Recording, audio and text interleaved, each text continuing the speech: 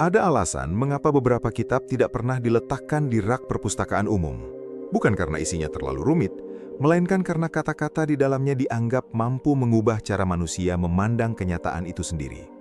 Di sepanjang sejarah, ada teks-teks yang dibakar diam-diam, disegel di ruang bawah tanah biara, atau disembunyikan jauh dari mata publik karena dipercaya dapat membangunkan sesuatu yang tertidur di dalam pikiran manusia. Sesuatu yang jika benar-benar terbangun, membuat seseorang tidak akan pernah melihat dunia dengan cara yang sama lagi. Bayangkan, jika selama hidup ini, kesadaranmu sebenarnya dibentuk oleh lapisan ilusi yang begitu halus hingga kamu menganggapnya sebagai kebenaran.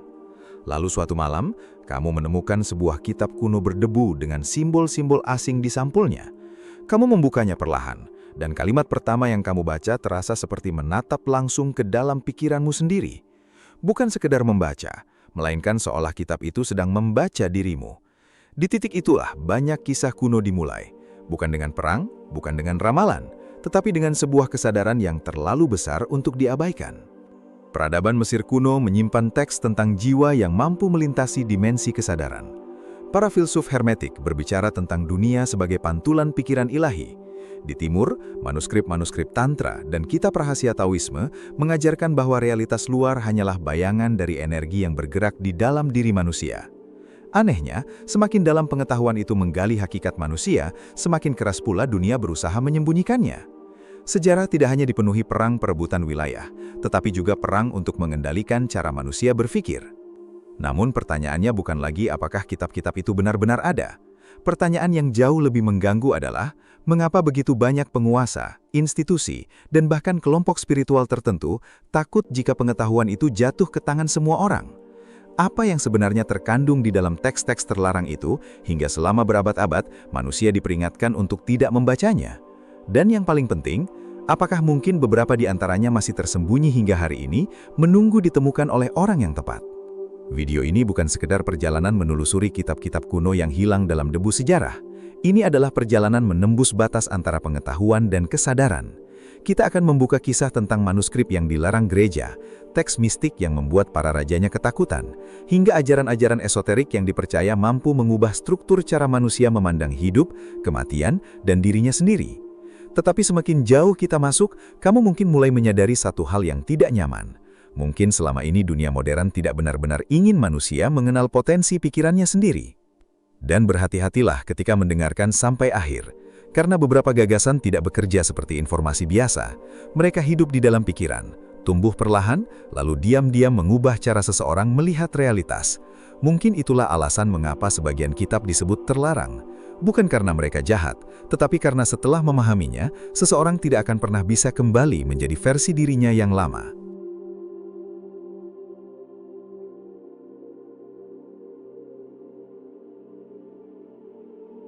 Sebelum kita membuka lembar pertama dari sejarah yang sengaja dikaburkan ini, coba tuliskan di komentar, dari kota mana kalian sedang menonton malam ini. Ada sesuatu yang menarik ketika orang-orang dari tempat yang berbeda berkumpul dalam satu pencarian yang sama, mencari pengetahuan yang selama ratusan tahun justru disembunyikan dari manusia biasa. Dan siapa tahu, mungkin di antara kalian yang menonton dari sudut kota kecil, pelabuhan sunyi, atau pegunungan yang jauh dari hiruk-pikuk dunia, ada seseorang yang memang dipanggil untuk memahami semua ini. Karena anehnya, pengetahuan esoterik selalu bergerak seperti bisikan. Ia tidak pernah datang dengan suara keras. Ia menyebar perlahan dari satu pikiran ke pikiran lain, dari satu generasi ke generasi berikutnya, seolah memilih sendiri siapa yang siap mendengarnya. Dan jauh sebelum internet, sebelum perpustakaan modern, bahkan sebelum banyak agama besar berdiri, dunia kuno sudah mengenal sesuatu yang disebut kitab terlarang. Sebuah istilah yang tidak selalu berarti jahat, tetapi berarti terlalu berbahaya untuk diketahui sembarang orang. Di kota Alexandria kuno, tempat berdirinya perpustakaan terbesar yang pernah dimiliki manusia, ribuan manuskrip disimpan seperti harta paling sakral di dunia. Para ilmuwan, filsuf, dan mistikus dari berbagai peradaban datang membawa pengetahuan tentang astronomi, jiwa, energi, bahkan hubungan antara pikiran manusia dan kosmos.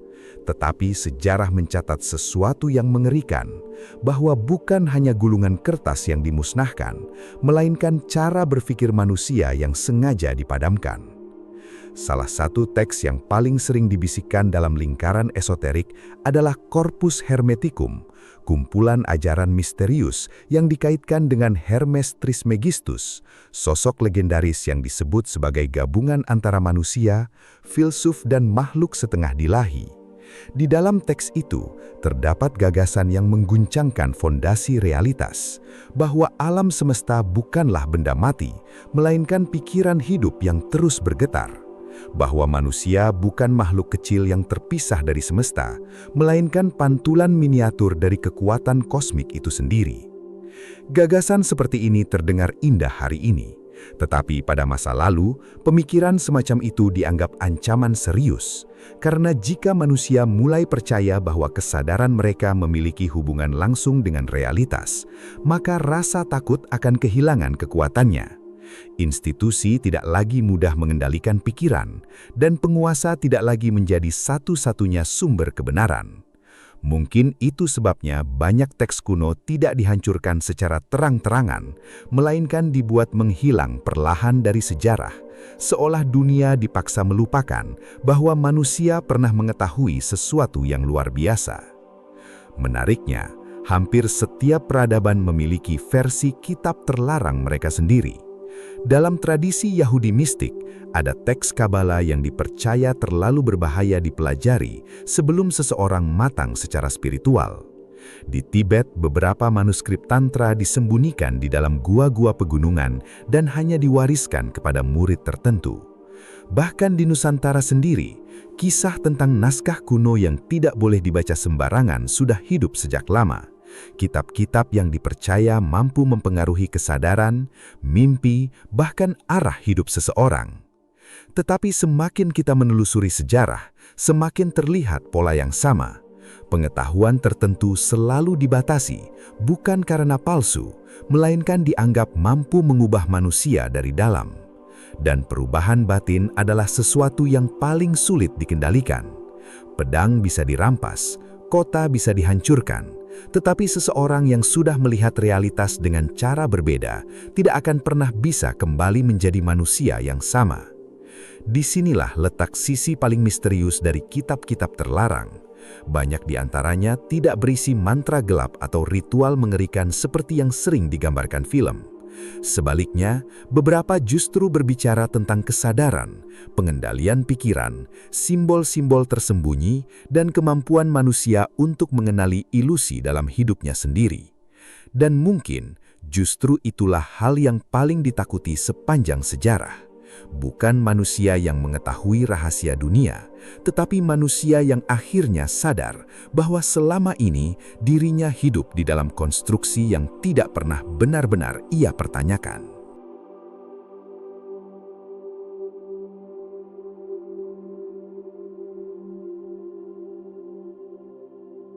Jadi, sebelum kita melangkah lebih jauh, biarkan dirimu diam sejenak. Jangan terburu-buru menepis apa yang akan kamu dengar sebagai mitos, dan jangan pula menelannya mentah-mentah sebagai kebenaran. Dengarkan seperti seseorang yang sedang berdiri di depan pintu kuno yang baru saja terbuka sedikit. Cukup untuk melihat cahaya samar di baliknya, tetapi belum cukup untuk memahami apa yang menunggu di dalam. Jika malam ini ada suara lain di sekitarmu, biarkan ia memudar perlahan. Jika pikiranmu sedang sibuk memikirkan hal-hal yang belum selesai, izinkan semuanya mengendap sesaat. Karena beberapa pengetahuan tidak bisa dipahami dengan pikiran yang gaduh. Ia hanya menampakkan bentuknya pada mereka yang cukup tenang untuk benar-benar memperhatikan. Ada alasan mengapa para mistikus kuno selalu memulai ajaran mereka dengan keheningan. Mereka tahu pikiran manusia modern terlalu penuh oleh kebisingan, oleh notifikasi, rutinitas, kecemasan kecil yang menumpuk seperti debu tak kasat mata. Dalam keadaan seperti itu, bahkan jika kebenaran berdiri tepat di depan mata, seseorang tetap tidak akan melihatnya. Ia akan melintas begitu saja, seperti bayangan yang gagal ditangkap oleh cahaya. Maka dengarkan bagian ini bukan seperti kamu sedang menonton video, melainkan seperti seseorang yang sedang menerima pesan yang entah bagaimana memang ditujukan padanya. Biarkan setiap kalimat meresap perlahan. Tidak perlu buru-buru memahaminya, karena beberapa gagasan bekerja dengan cara yang aneh. Mereka tidak mengetuk logika terlebih dahulu, melainkan masuk diam-diam ke ruang paling sunyi dalam kesadaranmu, lalu menetap di sana hingga suatu hari maknanya terbuka dengan sendirinya. Salah satu manuskrip paling membingungkan dalam sejarah adalah Kitab Thoth, teks legendaris Mesir kuno yang konon ditulis oleh dewa kebijaksanaan itu sendiri. Tidak ada seorang pun yang pernah menunjukkan salinan utuhnya kepada dunia modern.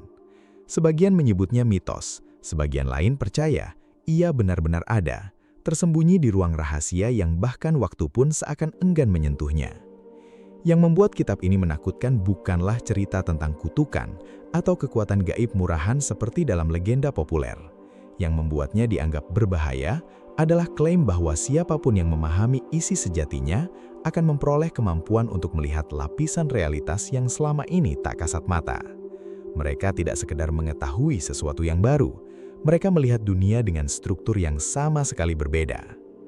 Bayangkan seseorang yang sepanjang hidupnya mengira sedang menatap langit biru, lalu tiba-tiba menyadari bahwa yang ia lihat hanyalah lukisan raksasa yang membungkus sesuatu yang jauh lebih besar. Itulah analogi paling dekat untuk memahami apa yang dikatakan kitab-kitab semacam ini. Mereka tidak memberi informasi tambahan, mereka meruntuhkan fondasi cara berpikir lama, lalu memaksamu membangun ulang seluruh pemahaman tentang keberadaan. Inilah sebabnya, banyak tradisi kuno tidak pernah sembarangan mewariskan ajaran mereka. Seorang murid biasanya diuji bertahun-tahun sebelum diizinkan membaca satu bagian kecil dari teks rahasia. Bukan karena para guru ingin terlihat eksklusif, tetapi karena pikiran yang belum siap seringkali menolak kebenaran yang terlalu besar. Dan penolakan itu bisa melahirkan ketakutan yang jauh lebih berbahaya daripada ketidaktahuan itu sendiri. Tetapi di sini paradoksnya menjadi menarik. Jika pengetahuan itu begitu kuat, mengapa ia terus muncul kembali di setiap zaman? Mengapa setelah dibakar, disensor dan dikubur oleh sejarah, ajaran-ajaran serupa selalu menemukan jalan untuk hidup lagi?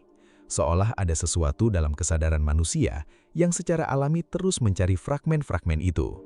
Seperti ingatan purba yang lupa pada dirinya sendiri, tetapi diam-diam terus berusaha untuk pulang. Dan mungkin saat kamu mendengarkan ini sekarang, pencarian itu sedang bekerja di dalam dirimu. Mungkin ada alasan mengapa video ini sampai kepadamu malam ini. Mungkin ada bagian dari dirimu yang sudah lama menunggu untuk mendengar apa yang akan kita buka setelah ini.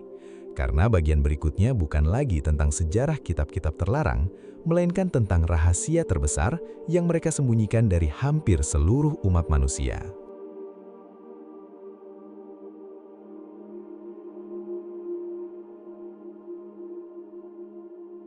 Semakin dalam para peneliti esoterik menelusuri kitab-kitab terlarang, semakin muncul satu pola yang mengganggu.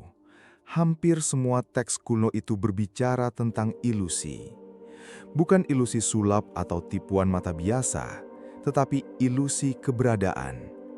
Sebuah gagasan bahwa manusia hidup di dalam realitas yang sudah dibentuk sejak lahir, dibentuk oleh ketakutan, simbol, bahasa, bahkan cara kita diajarkan memandang diri sendiri. Dan sebagian besar manusia menjalani hidup tanpa pernah menyadari bahwa mereka sedang berada di dalam ruangan yang dindingnya tidak terlihat. Dalam ajaran Gnostik kuno, dunia fisik bahkan dianggap sebagai lapisan kabut yang membuat jiwa lupa asal-usulnya. Mereka percaya manusia membawa percikan kesadaran yang jauh lebih besar daripada tubuh dan identitas sehari-harinya. Tetapi sejak lahir, percikan itu tertidur.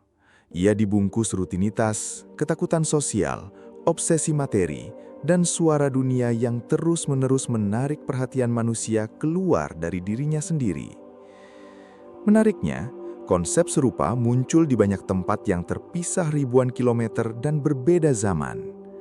Dalam filsafat Timur, dunia sering digambarkan seperti mimpi panjang yang membuat manusia lupa siapa dirinya. Sementara dalam teks hermetik, terdapat prinsip bahwa yang di atas sama dengan yang di bawah. Seolah seluruh realitas hanyalah pantulan dari kesadaran yang lebih tinggi. Ketika pola yang sama muncul berulang kali di berbagai peradaban, pertanyaannya menjadi semakin sulit diabaikan. Apakah mereka semua sedang menunjuk pada rahasia yang sama? Dan di titik ini, coba renungkan sesuatu. Pernahkah kamu merasa ada momen aneh dalam hidupmu, ketika tiba-tiba semuanya terasa tidak nyata? Seolah rutinitas harian, percakapan manusia, perlombaan mencari pengakuan, semuanya tampak seperti panggung besar yang dimainkan tanpa benar-benar dipahami. Jika pernah, tuliskan secara samar di komentar. Tidak perlu menjelaskan terlalu detail. Kadang menarik melihat berapa banyak orang yang diam-diam pernah merasakan hal serupa tetapi tidak pernah membicarakannya. Karena kitab-kitab kuno sering menggambarkan kesadaran pertama justru dimulai dari rasa asing terhadap dunia. Bukan depresi, bukan kehilangan arah, melainkan momen ketika seseorang mulai mempertanyakan realitas yang selama ini dianggap normal. Dan anehnya, pertanyaan itu biasanya datang diam-diam pada malam hari saat dunia mulai sunyi dan manusia akhirnya mendengar suara pikirannya sendiri.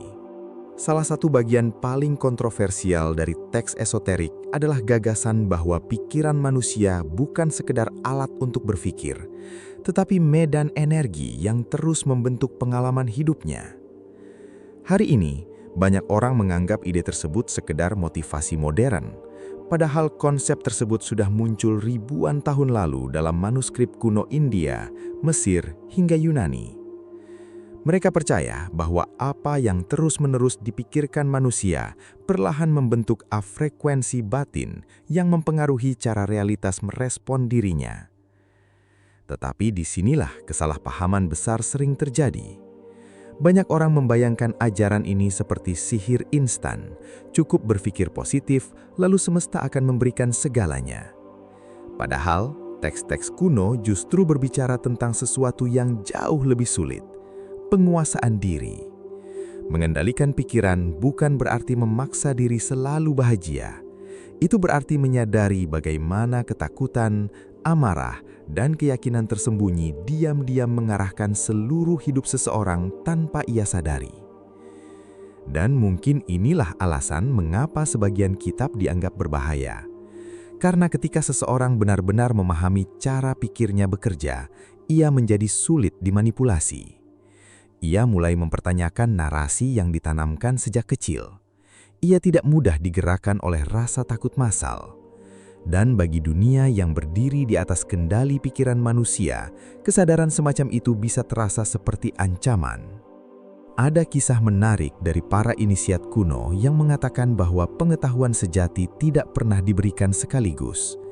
Ia dibuka lapis demi lapis, seperti lorong bawah tanah yang semakin gelap, tetapi justru membawa seseorang semakin dekat pada cahaya terdalamnya sendiri. Mungkin itu sebabnya banyak orang membaca teks kuno berkali-kali, tetapi hanya memahami permukaannya. Karena beberapa rahasia tidak terbuka lewat kecerdasan, melainkan lewat perubahan kesadaran. Dan sekarang, pertanyaannya menjadi jauh lebih pribadi. Jika suatu hari kamu benar-benar menemukan kitab yang mampu menunjukkan hakikat dirimu yang sebenarnya, tanpa topeng, tanpa ilusi, tanpa kebohongan yang selama ini membuatmu nyaman, apakah kamu benar-benar siap membacanya sampai halaman terakhir?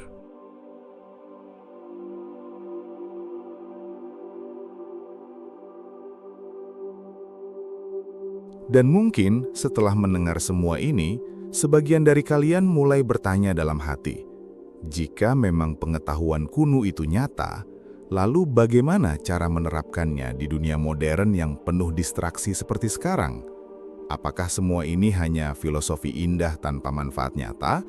Atau justru disinilah jawaban yang selama ini diam-diam dicari banyak orang ketika hidup mulai terasa kosong meski segalanya tampak baik-baik saja dari luar?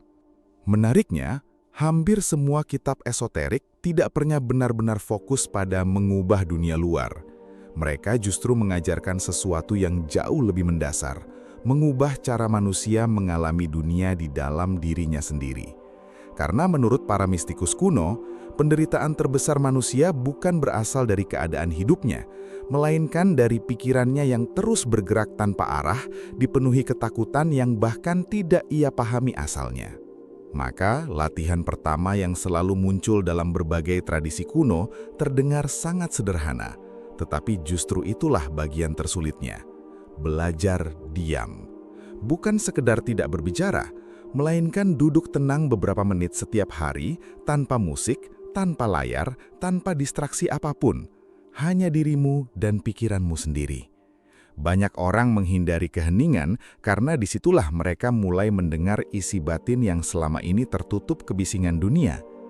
Jika kamu mencobanya malam ini, jangan berharap langsung mendapatkan pencerahan besar. Pada awalnya mungkin justru terasa tidak nyaman, pikiran akan melompat kemana-mana, tubuh terasa gelisah. Tetapi menurut teks-teks kuno, itulah tanda pertama bahwa kamu mulai melihat betapa bisingnya ruang di dalam kesadaranmu selama ini. Dan kesadaran terhadap kekacauan batin adalah awal dari perubahan yang sebenarnya. Ada satu praktik menarik yang ditemukan dalam berbagai ajaran rahasia, mulai dari Mesir kuno hingga tradisi Sufi. Memperhatikan pikiran seperti seseorang mengamati sungai. Jangan melawan arusnya, jangan tenggelam di dalamnya. Cukup amati. Ketika rasa takut muncul, lihatlah tanpa langsung percaya. Ketika amarah datang, sadari tanpa membiarkannya mengambil alih. Karena semakin seseorang mampu mengamati pikirannya sendiri, semakin ia menyadari bahwa dirinya bukan pikiran itu sendiri. Dan mungkin inilah solusi yang diam-diam dicari banyak orang modern hari ini. Bukan motivasi sesaat, bukan pelarian sementara, tetapi kemampuan untuk kembali mengenali dirinya sendiri di tengah dunia yang terus menarik perhatian manusia ke segala arah. Kitab-kitab kuno tidak menawarkan hidup tanpa masalah, mereka menawarkan sesuatu yang jauh lebih berharga. Kesadaran yang membuat seseorang tidak lagi mudah dikendalikan oleh kekacauan di luar dirinya. Ada alasan mengapa setelah ribuan tahun, ajaran-ajaran semacam ini tetap bertahan meski dunia berubah total. Karena manusia modern mungkin memiliki teknologi yang lebih canggih, tetapi kegelisahan batinnya tetap sama. Rasa hampa itu masih ada. Ketakutan akan kehilangan masih ada. Perasaan seperti ada sesuatu yang hilang dari hidup ini juga masih ada. Dan kitab-kitab kuno seolah berbisik bahwa jawaban yang dicari manusia tidak pernah benar-benar berada di luar dirinya. Cobalah satu hal sederhana setelah video ini selesai. Sebelum tidur malam nanti, matikan semua layar selama beberapa menit. Duduk dalam gelap tanpa distraksi. Lalu tanyakan perlahan pada dirimu sendiri. Jika semua identitas yang melekat padaku diambil pergi, siapa aku sebenarnya? Jangan buru-buru mencari jawabannya. Biarkan pertanyaan itu tinggal di dalam pikiranmu seperti gema panjang di lorong sunyi.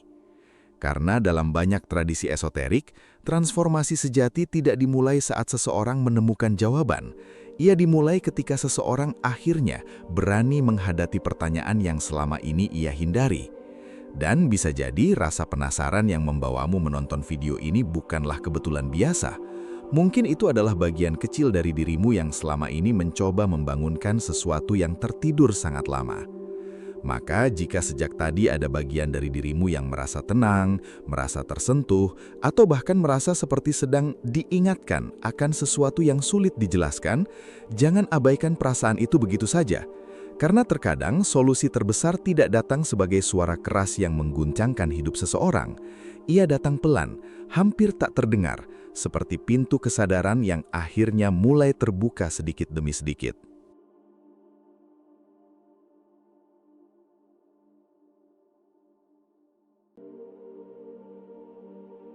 Pada akhirnya, mungkin kitab-kitab terlarang tidak pernah benar-benar dimaksudkan untuk mengajarkan manusia tentang dunia luar.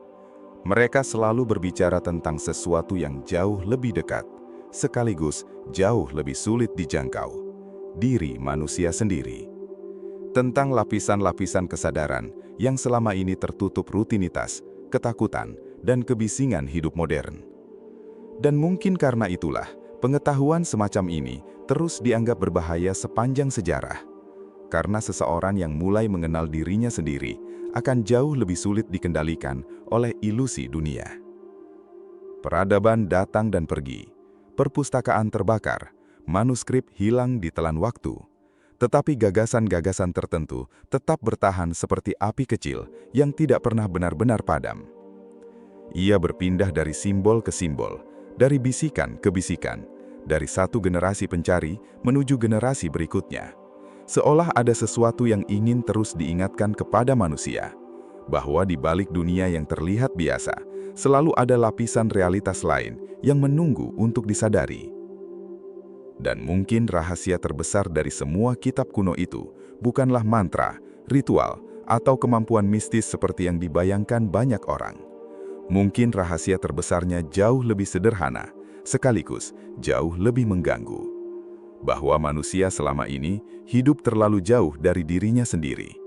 Bahwa sebagian besar ketakutan, penderitaan, dan kekosongan lahir karena manusia lupa bagaimana cara benar-benar hadir di dalam kesadarannya sendiri. Jika dipikirkan lebih dalam, itu menjelaskan sesuatu yang aneh tentang dunia modern. Semakin canggih teknologi berkembang, semakin banyak manusia merasa kehilangan arah. Semakin mudah terhubung, semakin banyak yang merasa kesepian. Dan mungkin kitab-kitab kuno itu tidak sedang menawarkan pelarian dari dunia, melainkan jalan untuk melihat dunia dengan kesadaran yang berbeda. Kesadaran yang lebih tenang, lebih utuh, lebih sadar terhadap siapa dirinya sebenarnya. Jadi ketika video ini berakhir nanti, jangan buru-buru kembali tenggelam dalam kebisingan seperti biasa. Sisakan beberapa menit untuk duduk diam dan memperhatikan pikiranmu sendiri. Karena bisa jadi, perjalanan paling misterius bukanlah mencari kitab tersembunyi di reruntuhan kuno atau lorong bawah tanah yang hilang. Perjalanan paling misterius mungkin adalah keberanian untuk menyelami ruang terdalam dalam dirimu sendiri. Dan jika ada satu hal yang bisa dibawa pulang dari semua pembahasan malam ini, mungkin itu adalah ini. Beberapa pengetahuan tidak datang untuk membuat manusia merasa lebih hebat. Mereka datang untuk membangunkan manusia dari tidur panjang yang bahkan tidak ia sadari selama ini. Pertanyaannya sekarang bukan lagi apakah kitab-kitab terlarang itu nyata atau tidak. Pertanyaannya adalah, jika suatu hari kebenaran benar-benar berdiri di depanmu tanpa topeng apapun, apakah kamu siap melihatnya? Jika video ini membuatmu berpikir lebih dalam dari biasanya, tuliskan satu kata di komentar, sadar. Bukan untuk mengikuti tren, tetapi sebagai tanda bahwa di tengah dunia yang penuh distraksi, masih ada orang-orang yang memilih untuk mempertanyakan realitas dan mengenal dirinya lebih jauh. Dan jika kamu ingin kita membuka lebih banyak misteri tentang pengetahuan kuno, simbol tersembunyi, dan rahasia kesadaran manusia, pastikan kamu tetap bersama di perjalanan berikutnya.